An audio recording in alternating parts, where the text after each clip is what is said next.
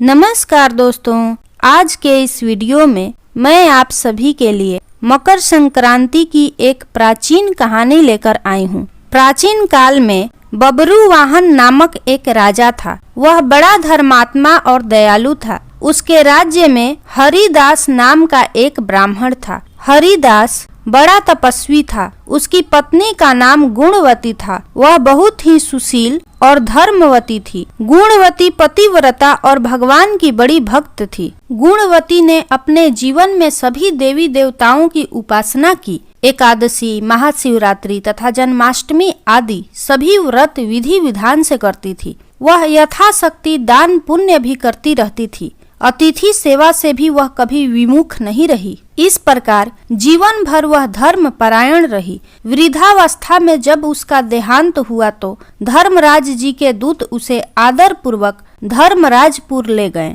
धर्मराजपुर में सुंदर सिंहासन पर धर्मराज जी भगवान विराजमान थे। उनके पास ही चित्रगुप्त जी का स्थान था। चित्रगुप्त जी मृत प्राणियों के पाप पुण्य का लेखा धर्मराज जी को सुना रहे थे। गुणवती डरती हुई वहां खड़ी हो गई। चित्रगुप्त जी ने उसके पाप पुण्य का ब्यौरा धर्मराज जी को दिया, जिसे सुनकर धर्मराज जी को प्रसन्नता हुई, किंतु कुछ उदासी उनके मुख मंडल पर छा गई। यह देखकर गुणवती ने पूछा, मैंने अपने जीवन में कोई बुरे कर्म नहीं किए हैं, फिर भी आपके मुख पर उदासी क्यों है? कृपा करके मुझे बताइए। धर्मराज जी ने कहा, हे देवी, तुमने सभी देवी देवताओं को व्रत आदि से संतुष्ट किया है, लेकिन मेरे नाम से तुमने कुछ भी पूजा पाठ या दान पुण्य आदि नहीं किया। यह सुनकर गुणवती ने धर्मराज जी से क्षमा याचना की और कहा कि मैं आपकी उपासना नहीं जानती थी।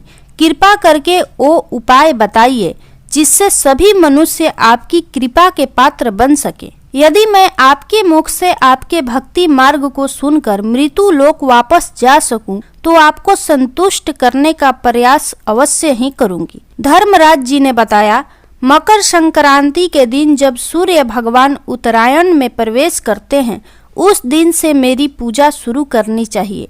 पूरे 1 साल तक मेरी पूजा करें और मेरी कथा सुने।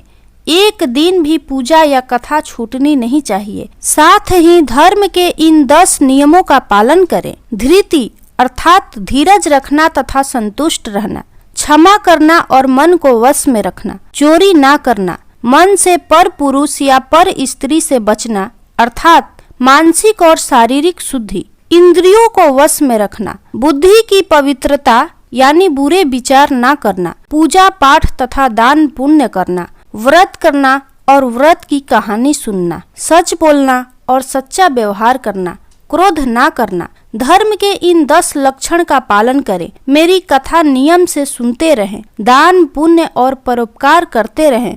वर्ष भर बाद मकर संक्रांति आए तब इस व्रत का उद्यापन करें। अपने सामर्थ्य के अनुसार मेरी मूर्ति बनवाकर विधि विधान से प्राण प्रतिष्ठा करवा करके पूजा और हवन करें। साथ ही चित्रगुप्त जी की पूजा भी करें। काले तिल के लड्डू का भोग लगाएं। ब्राह्मण भोजन कराएं। बांस की टोकरी में 5 सेर अनाज दान करें।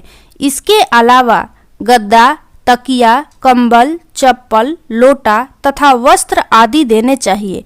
हो सके तो गाय का दान भी करें। धर्मराज जी की बातें सुनकर गुणवती ने विनती की, हे प्रभु, मुझे फिर से मृत्यु लोक में जाने दें, जिससे मैं आपके व्रत को करूं और इस व्रत का प्रचार भी लोगों में कर सकूं।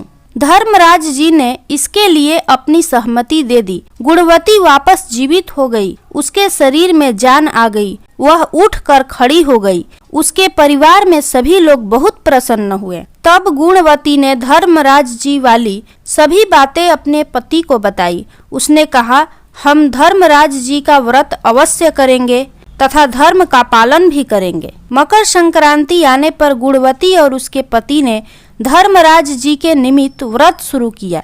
1 वर्ष के बाद विधि विधान से इस व्रत का उद्यापन किया।